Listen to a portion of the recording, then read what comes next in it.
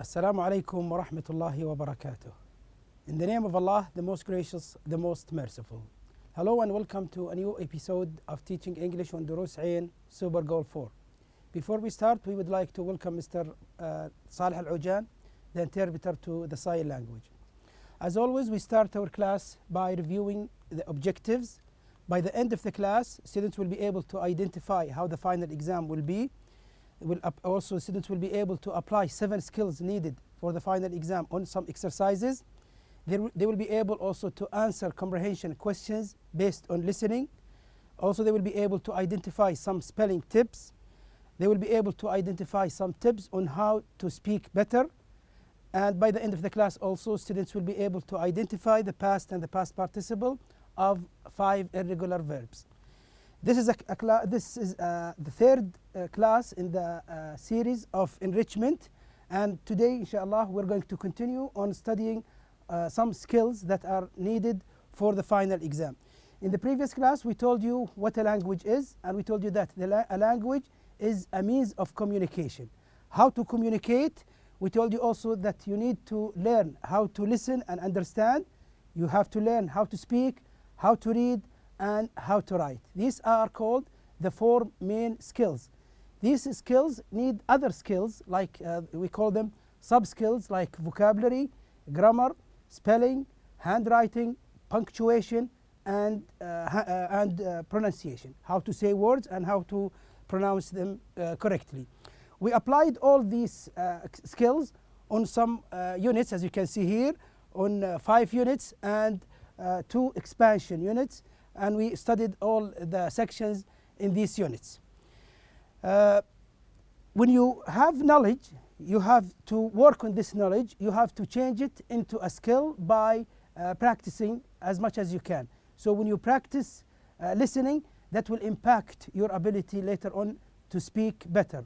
When you practice reading, that will impact your ability also to write better. So you have to change the knowledge into a skill by practice, because we always tell you that use your language, otherwise you will lose it. So we say here, use it or lose it, and you can apply that by practicing language, listening, speaking, reading, and writing. That will help you to improve your English in general.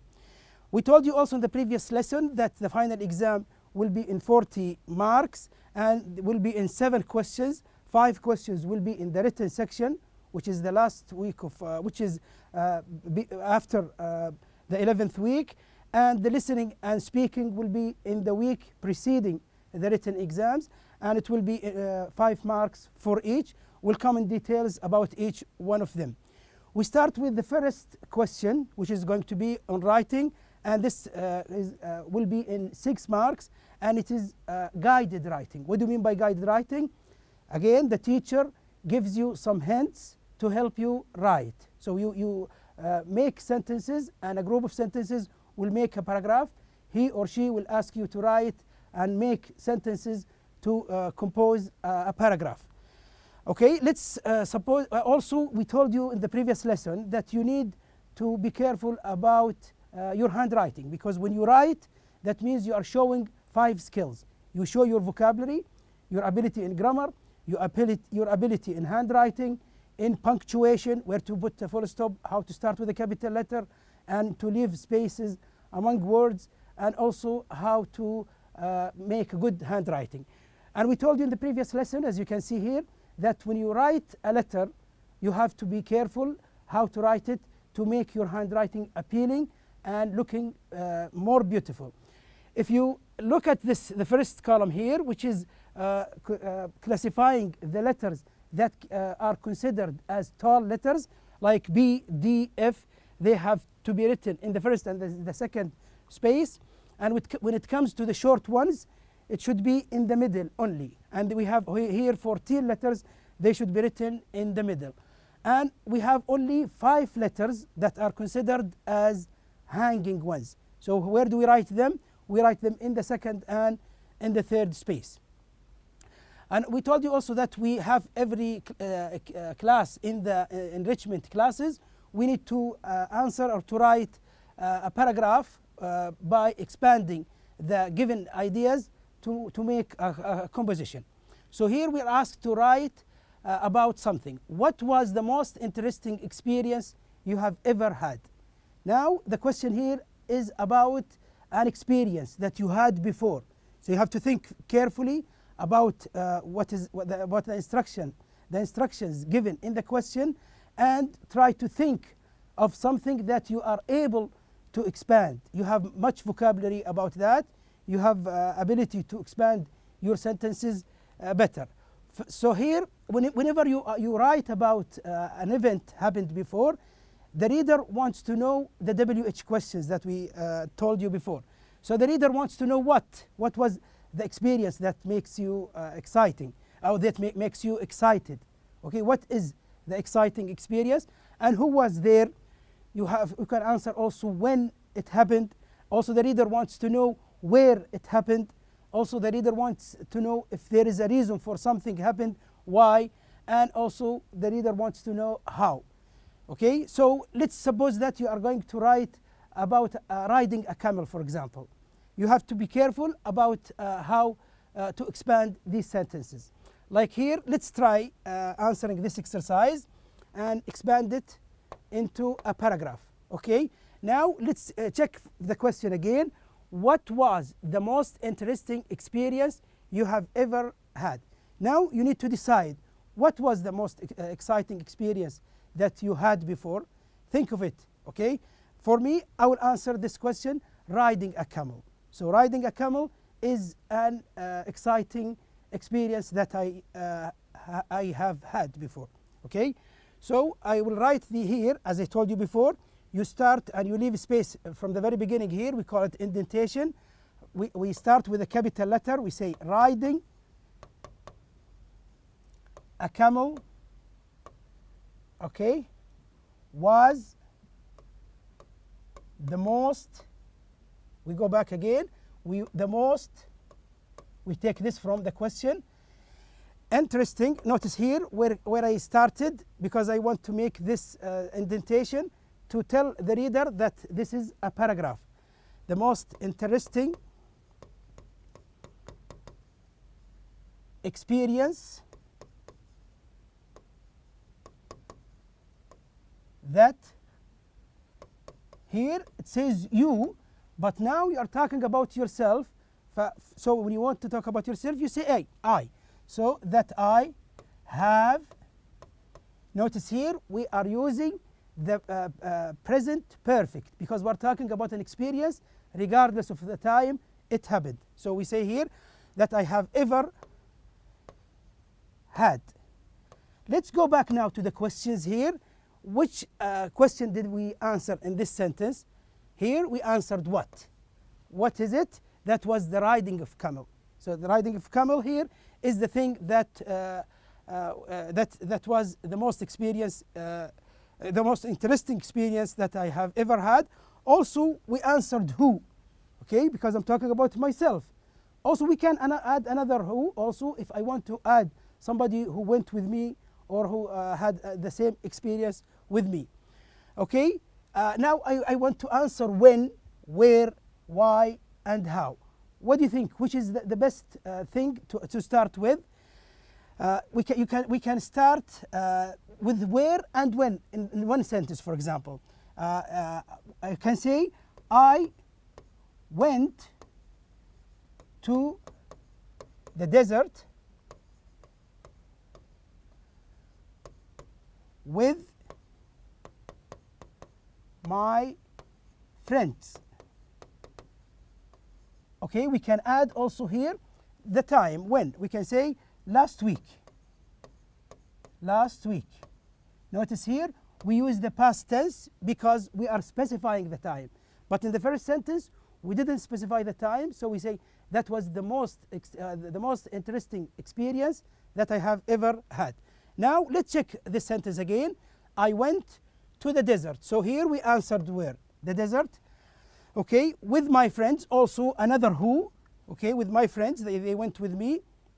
And the last week here we answered when, the time. Okay, we can expand more sentences if we want to answer how. Okay, we okay, we can expand another sentence here. When we use the pronoun we here, I'm talking about myself with my friends that I mentioned before. So here we're talking about the reference. We refers to myself and with my friends. So we can say here, we rode a camel.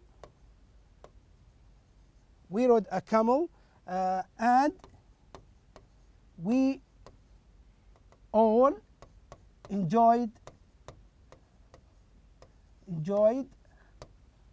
our time.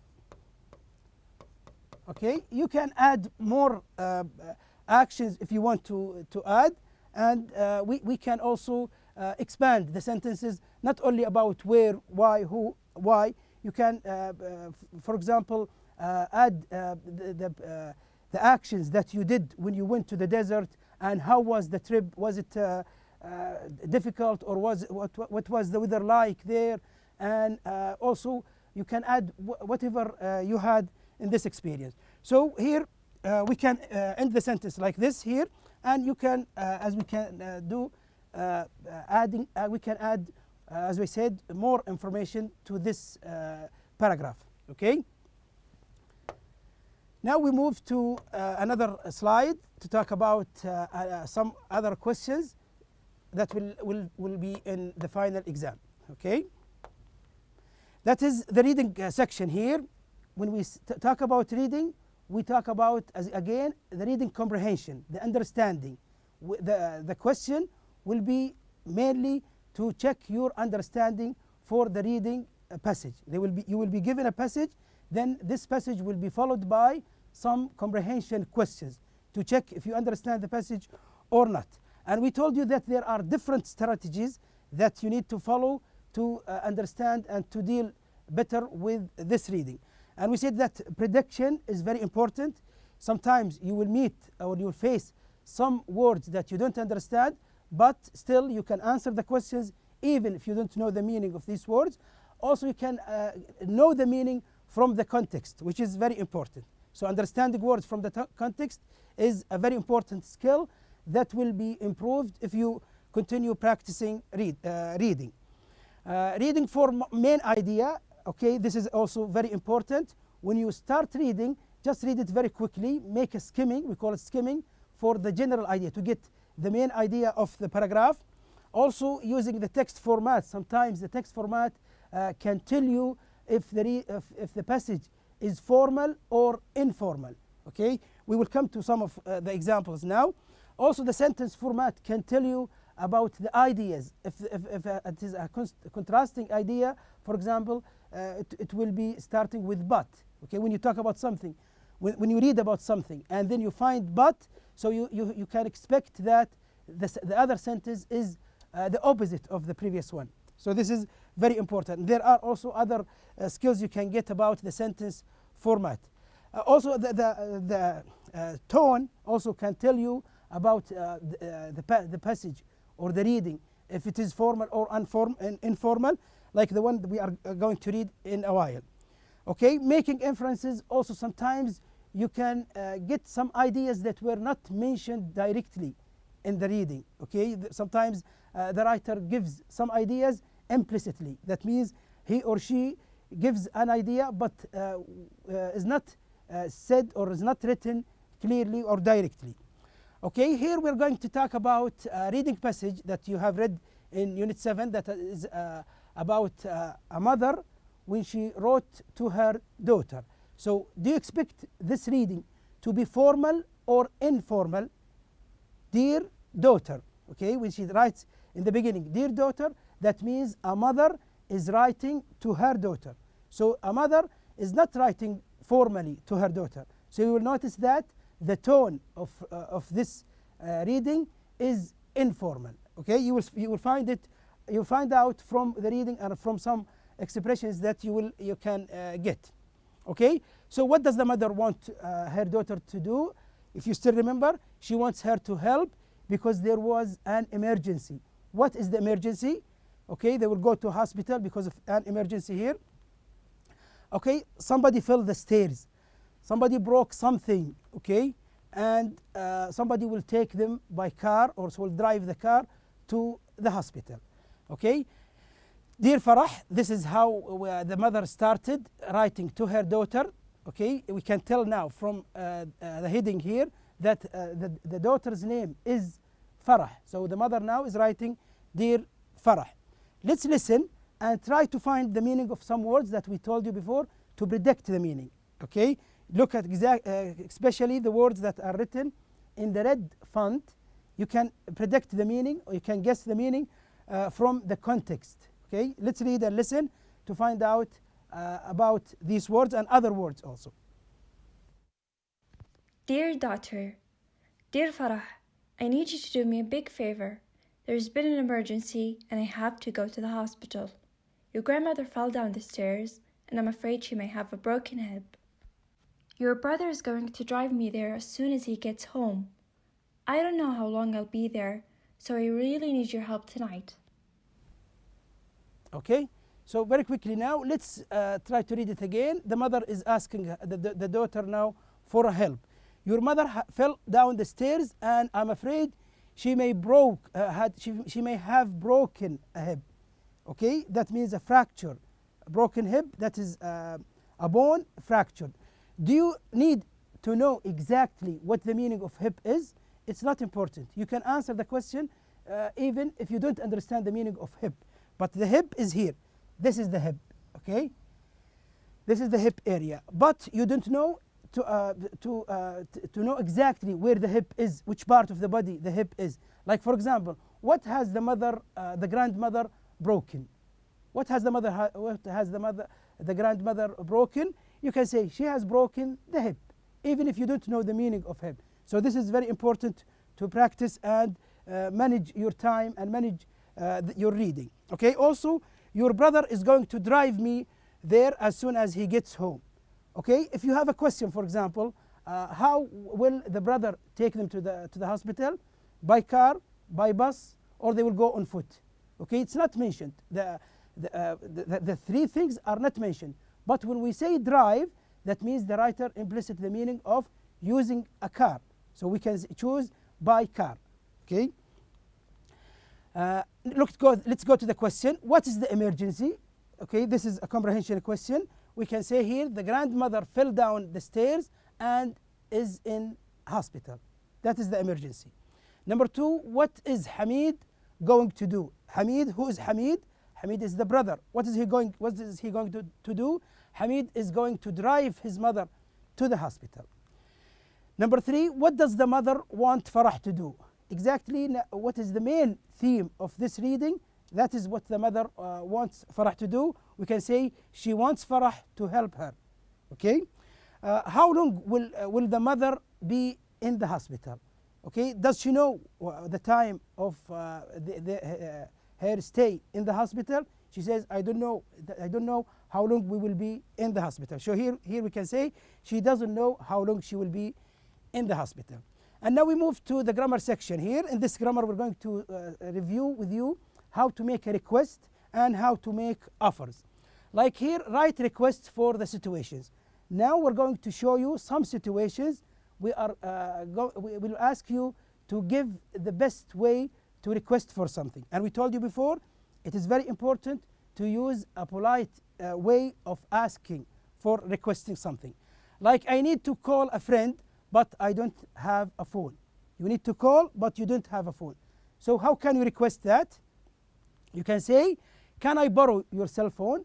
Notice here, you didn't say, give me your phone. This is rudeness. This is not good to say it. You have to request for something by using a polite way of asking for that. So, can I borrow your cell phone? You can add also, please. Can I borrow your cell phone, please? Another situation, I don't know which bus goes downtown. Okay, so you want to ask for that bus. You can say, could you tell me which bus goes downtown? Could you tell me? This is also another way of asking for asking for something by using polite expressions. Now how to offer. Now before you are asking somebody to give you something or to help you with something, but now how to offer things. Like here, use this expression, use this situation. A friend needs to cook a steak, but doesn't know how. Okay, he wants to cook a steak.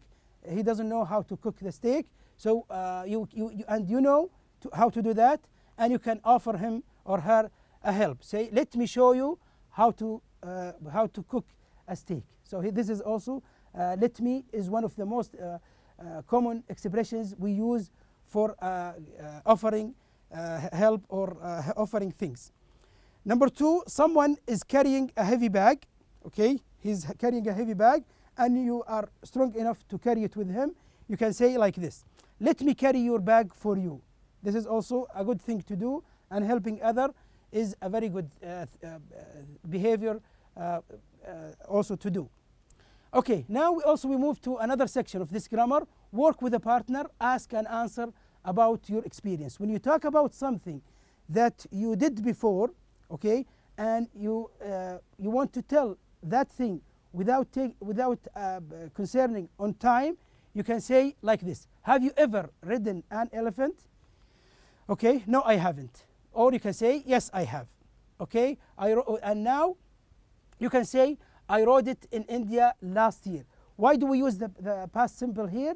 Because we specified the time, which is last year. Another thing here, have you ever eaten sea turtle eggs?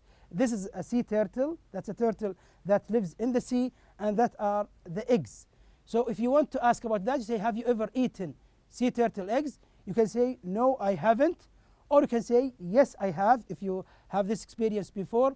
I ate them in Brazil 2 years ago. What do you notice here?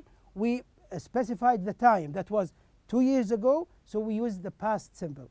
But in the first question, have you ever had? Okay, have you ever eaten? And so on. Okay, another way also, have you ever driven a racing car? That's an experience you had before, regardless of the time. Have you ever driven a racing car? You can say, no, I haven't. Or you can say, yes, I have. But when you want to specify the time, you have to change the tense. And you say, I drove it in Jeddah last month.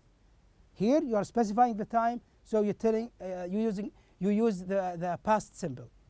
Okay, we move to the vocabulary section. In this question here, look at each group of words, circle the word that doesn't belong. You will have 4 words, and you need to decide which one of these doesn't belong to the group. Okay, we call it odd word. Like here, number 1, we have fish, we have shark, we have lobster, and we have a camel. Which one doesn't belong to this group? What do you think? That's right, that is the camel. Why does it belong to the group? Because all the 3 things here live in the sea, but the camel lives in the desert. It doesn't live in the sea. So it is the odd word. In number 2 here, we have football, we have baseball, hand gliding, and we have basketball. What is the one that is strange or doesn't belong to the group? You think? Okay, that's right. That is hang gliding. Why is it different? Because all these are ball sports, but the other one is extreme sport. Okay. Now we move to another example here. Bungee jumping. That is also one of the extreme sports. Swimming. Okay. Water skiing. And the last one here is surfing. What is the odd word? What do you think? Which one doesn't belong to the group? That's right, that is bungee jumping, because all the other sports can be done in water. But the first one here is in the sky. So that's bungee jumping. That is a dangerous sport that some people do. Driving a car, okay, cliff hanging, riding a bike, riding motorcycle. Which one doesn't belong to the group?